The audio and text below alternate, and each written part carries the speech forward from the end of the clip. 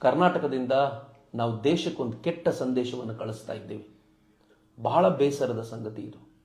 ಈ ಬಾರಿಯ ಚುನಾವಣೆಯಲ್ಲಿ ಮಾಡಿದ ಒಂದು ತಪ್ಪು ಎಂಥದ್ದು ಅಂತ ಈಗ ಅರ್ಥ ಆಗ್ತಿದೆ. ಅಫ್ಕೋರ್ಸ್ ನಾನೇನೋ ಕಾಂಗ್ರೆಸ್ಸಿಗೆ ಓಟ್ ಹಾಕಿದ್ರೋ ಬಿಜೆಪಿಗೆ ಓಟ್ ಹಾಕಿದ್ರೋ ಅಂತ ಕೇಳಲಿಕ್ಕೆ ನಿಂತಿಲ್ಲ. ಆದರೆ ಇಡೀ ದೇಶ ರಾಮ ಮಂದಿರವನ್ನು ಸಂಭ್ರಮಿಸ್ತಾ ಇದೆ. ದೇಶ ಅಷ್ಟೇ ಅಲ್ಲ ಮಿತ್ರರೇ, ಜಗತ್ತಿನ ಮೂಲೆ ಮೂಲೆಗಳಿಂದ ಜನ ರಾಮ ಮಂದಿರವಾಗ್ತಾ ಇರೋದನ್ನ ಬಹಳ ಆನಂದದಿಂದ ಸ್ವಾಗತಿಸ್ತಾ ಇದ್ದಾರೆ. ನೇಪಾಳದಿಂದ ರಾಮ ಮಂದಿರಕ್ಕೆ ಅಂತ ಗಿಫ್ಟ್ಸ್ಗಳು ಹೊರಟಿವೆ. ಶ್ರೀಲಂಕಾದಿಂದ ಗಿಫ್ಟ್ಸ್ ರಾಮ ಮಂದಿರಕ್ಕೆ ಅಂತ ಹೊರಟಿದೆ. ಜಗತ್ತಿನ ಮೂಲೆ ಮೂಲೆಯಿಂದ ನಾವು ರಾಮ ಮಂದಿರಕ್ಕೆ ಏನು ಕೊಡೋಣ ಅಂತ ಜನ ಕಾಯ್ತಿದ್ದಾರೆ. ದೇಶದ ಬೇರೆ ಬೇರೆ ರಾಜ್ಯಗಳು ರಾಮ ಮಂದಿರಕ್ಕೆ, ನಾನು ಇವತ್ತು ಒಂದು ವಿಡಿಯೋ ನೋಡ್ತಾ ಇದ್ದೆ, ಗುಜರಾತ್ನಿಂದ ರಾಮ ಮಂದಿರಕ್ಕೆ 108 ಅಡಿಯ ಒಂದು ಅಗರಬತ್ತಿ ಹೊರಟಿದೆ ಅಂತ. ಅದನ್ನು ತಗೊಂಡು ಹೋಗುವಂತ ಸಂಭ್ರಮ ನೋಡಬೇಕು, ಏನು ಆನಂದಿಸ್ತಾ ಇದ್ದಾರೆ. ಎಲ್ಲರೂ ಕೂಡ ರಾಮ ಮಂದಿರವಾಗುವುದನ್ನು ಆನಂದಿಸ್ತಾ ಇರುವಾಗ ಕರ್ನಾಟಕ ಸರ್ಕಾರ ರಾಮ ಮಂದಿರ ನಿರ್ಮಾಣ ಆಗಬೇಕು ಅನ್ನುವಂಥ ಹೋರಾಟದಲ್ಲಿ ಪಾಲ್ಗೊಂಡಿದ್ದಂಥ ಕರಸೇವಕರನ್ನ ಅಟ್ಟಿಸ್ಕೊಂಡು ಹೋಗಿ ಅವರನ್ನ ಬಂಧಿಸಿ ಜೈಲಿಗೆ ತಳ್ತೀವಿ ಅನ್ನುವಂಥ ವಾರ್ನಿಂಗ್ ಕೊಟ್ಟು ಒಬ್ಬರನ್ನದಾಗಲೇ ಹುಬ್ಬಳ್ಳಿಯಲ್ಲಿ ಬಂಧಿಸಿಯೂ ಆಗಿದೆ ಅನ್ನುವಂಥ ಸುದ್ದಿಯನ್ನ ನಾವು ದೇಶಕ್ಕೆ ಕೊಡ್ತಾ ಇದ್ದೀವಲ್ಲ, ಇದು ಖಂಡಿತವಾಗಿಯೂ ಒಳ್ಳೆ ಸಂಗತಿಯಲ್ಲ. ಬ್ರ್ಯಾಂಡ್ ಕರ್ನಾಟಕ ಈ ತರ ಇದೆ ಅನ್ನೋದನ್ನ ನಾವು ದೇಶಕ್ಕೆ ತೋರಿಸ್ತಾ ಇದ್ದೀವಿ. ಮತ್ತು ಹಿಂದೂ ವಿರೋಧಿಯಾಗಿದೆ ಕರ್ನಾಟಕ ಅನ್ನೋದನ್ನು ತೋರಿಸುವಂತ ಪ್ರಕ್ರಿಯೆ ಇದೆಯಲ್ಲ, ಡೆಫಿನೆಟ್ಲಿ ಅಕ್ಸೆಪ್ಟ್ ಮಾಡ್ಕೊಳ್ಳುವಂತ ಸಂಗತಿಯಲ್ಲ. ಬಹಳ ದುರಂತ ಏನು ಅಂತಂದ್ರೆ, ನಾನು ಕಳೆದ 3 ದಶಕಗಳಿಂದ ಏನೇನು ಕೇಸುಗಳಿವೆಯೋ ಎಲ್ಲವನ್ನು ಸಾಲ್ವ್ ಮಾಡಿ ಅಂತ ಹೇಳಿದ್ದೀನಿ. ಈ ಕಾರಣಕ್ಕೋಸ್ಕರ ಅವ್ರು ಜೈಲಿಗೆ ಹಾಕಿದ್ದಾರೆ.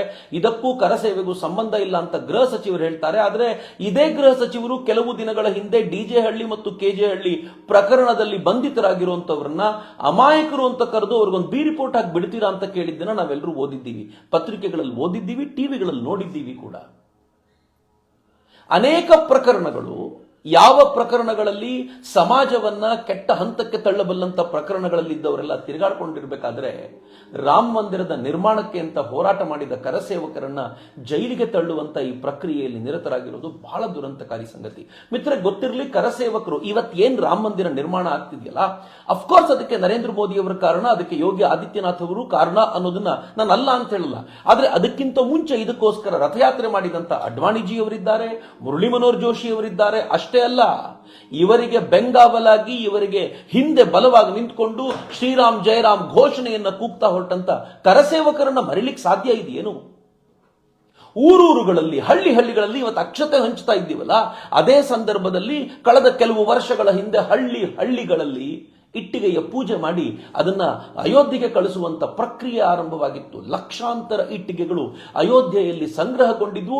ಒಂದು ದಿನ ರಾಮ ಮಂದಿರ ಆಗೇ ಆಗತ್ತೆ ಅಂತ ಕರಸೇವಕ ಕಟ್ಟಿದ ಕನಸು ಇವತ್ತು ನನಸಾಗ್ತಾ ಇದೆ ಅನ್ನೋದನ್ನ ಮರೆಯೋದು ಹೆಂಗೆ?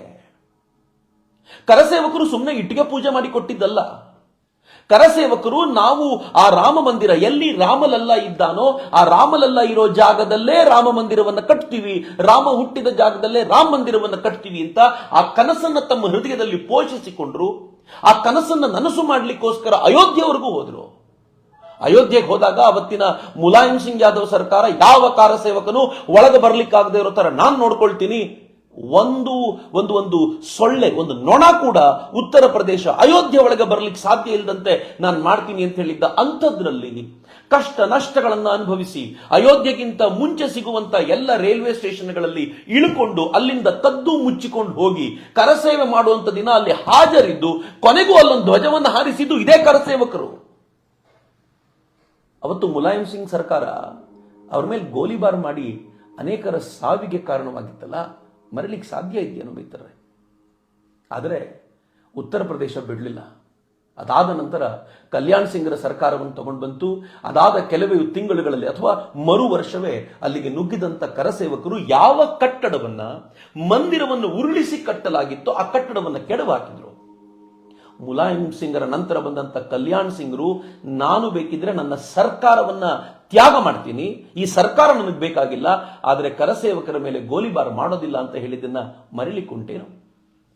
2002ರಲ್ಲಿ ಕರಸೇವೆಗೆ ಅಂತ ಹೋಗಿದ್ದ ರಾಮ ಭಕ್ತರು ಮರಳಿ ಬರಬೇಕಾದ್ರೆ ಗೋಧ್ರಾದಲ್ಲಿ ದುಷ್ಕರ್ಮಿಗಳು, ಮುಸ್ಲಿಂ ಗೂಂಡಾಗಳು ಅವತ್ತು ಆ ಟ್ರೈನ್ಗೆ ಹೊರಗಡೆಯಿಂದ ಲ್ಯಾಚ್ ಹಾಕಿ ಯಾರು ಹೊರಗಡೆ ಬರದೇ ಇರೋ ತರ ಮಾಡಿ 60ಕ್ಕೂ ಹೆಚ್ಚು ರಾಮ ಭಕ್ತರನ್ನ ಸುಟ್ಟು ಕರಕಲಾಗುವಂತೆ ಆ ಟ್ರೈನಿಗೆ ಬೆಂಕಿ ಹಚ್ಚಿದ್ರಲ್ಲ. ಹೆಂಗಸರು ಮಕ್ಕಳು ಅದರಲ್ಲಿದ್ರಲ್ಲ. ಹೆಂಗಸರು ಮಕ್ಕಳು ಅನ್ನೋದನ್ನು ನೋಡದೆ ರಾಮ ಭಕ್ತರನ್ನ ಈ ರೀತಿ ಅವಮಾನಿಸಿದ್ರು. ಬರೀ ಅವಮಾನಿಸಿದಷ್ಟೇ ಅಲ್ಲ, ಅದು ಸಾವಿಗೆ ಕಾರಣವಾದಂತ ಸಂಗತಿ. ಇಷ್ಟೆಲ್ಲ ಆಗಿದ್ದನ್ನ ಮರಿಲಿಕ್ಕುಂಟೇನು ಮಿತ್ರೆ? ಅನೇಕ ಕರಸೇವಕರು ಕರಸೇವೆಗೆ ಅಂತ ಅಲ್ಲಿ ಹೋದವರು ವಾಪಸ್ ಬರಲೇ ಇಲ್ಲ ರೀ. ಕೆಲವರು 6 ತಿಂಗಳ ನಂತರ, 1 ವರ್ಷದ ನಂತರ ಮನೆಗೆ ಮರಳಿದ್ರು. ಅದೊಂಥರ ರಾಮ ಮಂದಿರವನ್ನ ಕಟ್ಟಬೇಕು ಅನ್ನೋದು ಅವರ ಜೀವನದ ಉಸಿರಾಗಿ ಹೋಗಿತ್ತು.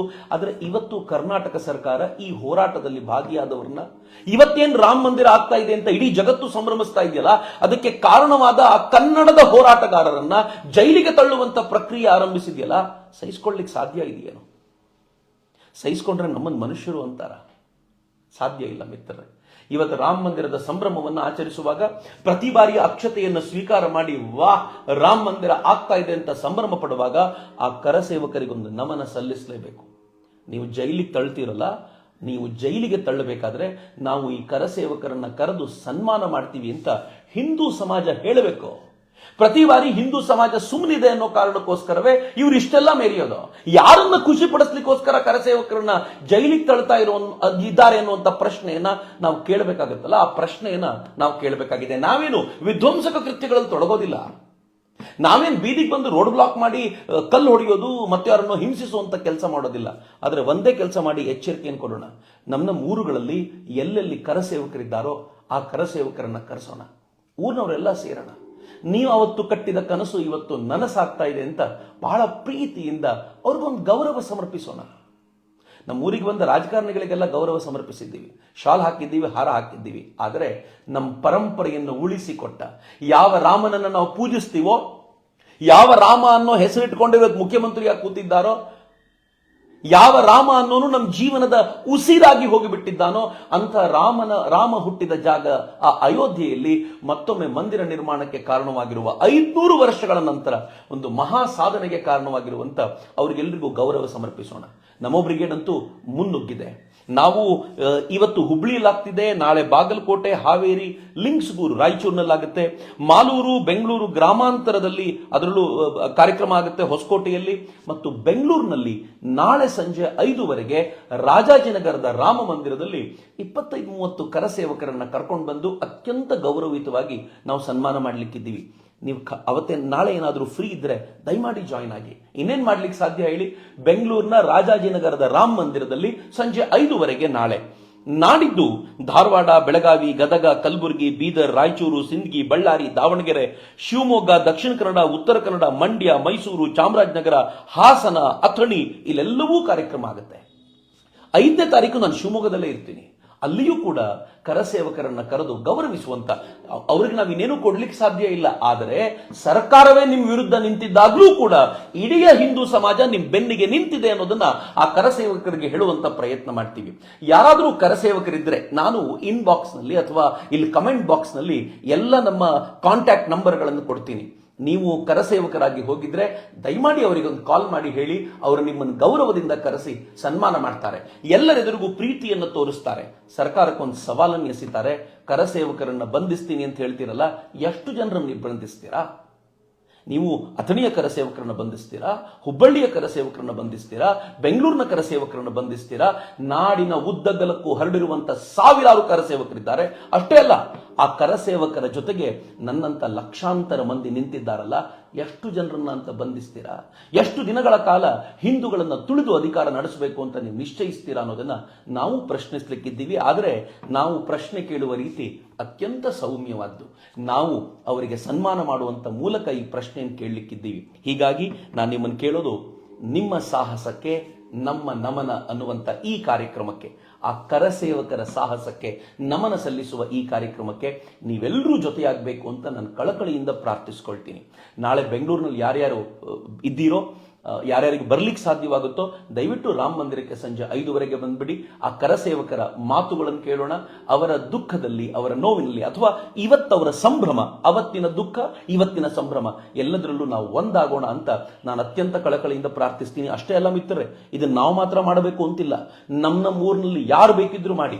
ನಾವು ಇದನ್ನೊಂದು ಜಾಗೃತಿಯ ಪರ್ವವನ್ನಾಗಿ ಆಚರಿಸಲಿಕ್ಕೆ ಪ್ರಯತ್ನ ಪಡ್ತಿದ್ದೀವಿ. ಆದರೆ ನಮ್ಮ ಊರುಗಳಲ್ಲಿ ಪ್ರತಿಯೊಬ್ಬರು ಕೂಡ ಈ ಕರಸೇವಕರನ್ನ ಗೌರವಿಸುವ ಮೂಲಕ ಇಂಥವರನ್ನ ಜೈಲಿಗಟ್ಟಿದವರಿಗೆ ಸರಿಯಾಗಿ ಒಂದು ಪಾಠ ಹೇಳಬೇಕು ಅನ್ನುವಂಥ ದೃಷ್ಟಿಯಿಂದ ಈ ಪುಟ್ಟ ಪ್ರಯತ್ನ ನಾವು ಮಾಡ್ತಾ ಇದ್ದೀವಿ. ನಿಮ್ಮ ಸಾಹಸಕ್ಕೆ ನಮ್ಮ ನಮನ.